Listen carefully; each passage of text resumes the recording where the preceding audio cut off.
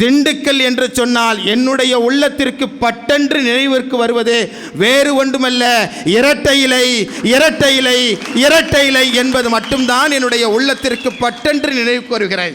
அந்த இரட்டை இலையிலும் கூட ஒரு செய்தி இருப்பதாக நான் கருதுகிறேன். இரட்டை இலையிலே கூட இந்த இரண்டுக்கும் ஒரு அர்த்தம் இருக்கிறது. புரட்சி தலைவர் அவர்கள் வேறொரு நோக்கத்தோடு இதனை சொல்லியிருப்பார்கள்.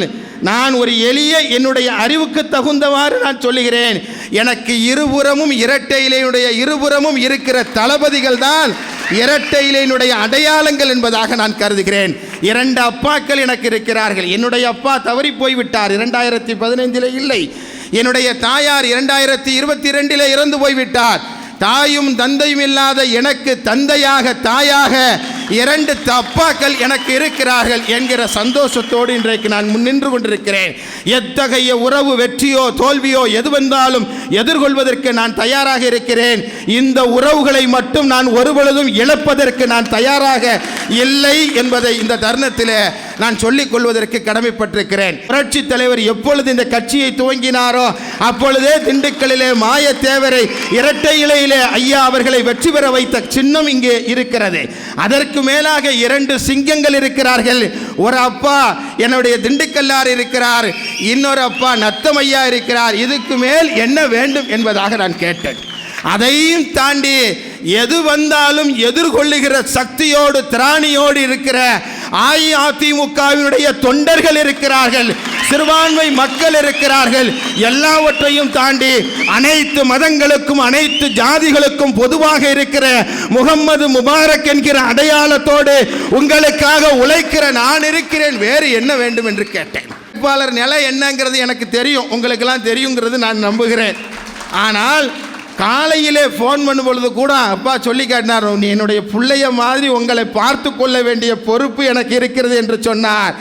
ஆயிரக்கணக்கான அப்பாக்கள், ஆயிரக்கணக்கான அம்மாக்கள், லட்சக்கணக்கான சகோதரர்கள், லட்சக்கணக்கான சகோதரிகள், லட்சக்கணக்கான மாமன்மார்கள், லட்சக்கணக்கான மாமிமார்கள், லட்சக்கணக்கான கோடான கோடிக்கணக்கான சித்தப்பா சித்திப்பார்களை கொண்டிருக்கிற திண்டுக்கல் பாராளுமன்ற தொகுதியிலே போட்டியிடுவதை நான் பெருமையாக கருதுகிறேன், லட்சியமாக கருதுகிறேன். இங்கே கிடைக்கிற வெற்றி என்பது வரலாற்று வெற்றியாக நான் கருதுகிறேன். அதற்காகத்தான் திண்டுக்கல்லை நோக்கி வந்தேன். சிலர் சொல்லுகிறார்கள் இவர் வேற ஊர்லேருந்து வந்திருக்கிறார் என்று சொல்லுகிறார்கள், திண்டுக்கல்லுக்கு வந்திருக்கிறார்கள் என்று சொல்லுகிறார்கள். நான் வந்த உடனே சொல்லி காட்டினேன், நேற்றைய கூட்டத்திலும் சொல்லி காட்டினேன், இன்றும் சொல்லுவேன், நாளைய கொடைக்கானல் கூட்டத்திலும் சொல்லுவேன். ஏப்ரல் 19 வரை அல்ல, என்னுடைய உடலிலே உயிர் இருக்கிற வரை சொல்லுவேன். 16 வயதில் பொது வாழ்க்கைக்கு நான் வந்தவன். இப்பொழுது எனக்கு 44 வயதாகிறது. 16 வயதில் பொது வாழ்க்கைக்கு வந்தவன். ஏறத்தாழ இதைவிட வேறு என்ன பெருமை வேண்டும் என்று சொல்லி உங்களோடு 2.5 கலந்து விடுவதற்கு நான் தயாராக இருக்கிறேன். ஒரு பொழுதும் திண்டுக்கல்லையும் என்னையும் பிரிக்க முடியாது என்று சொல்லுகிற ஒரு புனிதமான உறவு நம் இருவருக்கும் இடையில் இருப்பதாக அன்பு சகோதரர்களே நான் கருதுகிறேன். எனவே திண்டுக்கல்லை விட்டு என்னை பிரிக்க முடியாது. நான் என்னுடைய தாயார் 2022 ஜூன் மாதம் 4ஆம் தேதி இறந்த பொழுது கூட என்னுடைய தாயாருக்கு அருகில் நான் இல்லை. நான் சென்னையிலே ஒரு போராட்டத்திலே கலந்து கொண்டிருந்தேன்.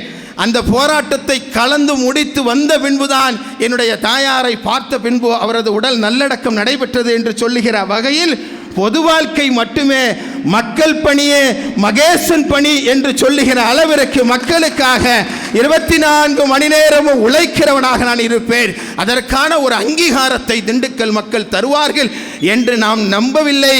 திண்டுக்கல் மக்கள் தந்துவிட்டார்கள் என்பதாகவே இந்த தருணத்திலே நான் நம்புகிறேன். உங்களை எல்லாம் பார்த்த பின்பு உங்களது கண்களிலே தெரிகிற அந்த வெறி, அந்த உணர்வு, அந்த வெற்றி, அந்த ஒளி என்பது என்னுடைய கண்களுக்கும் என்னுடைய உள்ளத்திற்கும் தெரிகிறது. நிச்சயமாக ஜூன் மாதம் 4ஆம் தேதி வாக்குகள் எண்ணப்படுகிற அந்த நாளிலே திண்டுக்கல் பாராளுமன்றம் இதுவரை வரலாற்றில் இல்லாதவாறு 534 தொகுதியிலும் அதிகமான வாக்குகளே வெற்றி பெற்றது என்று சொல்லுகிற மாபெரும் சாதனையை நீங்கள் படைப்பீர்கள் என்பதாக இந்த தருணத்தில் நான் கருதுகிறேன்.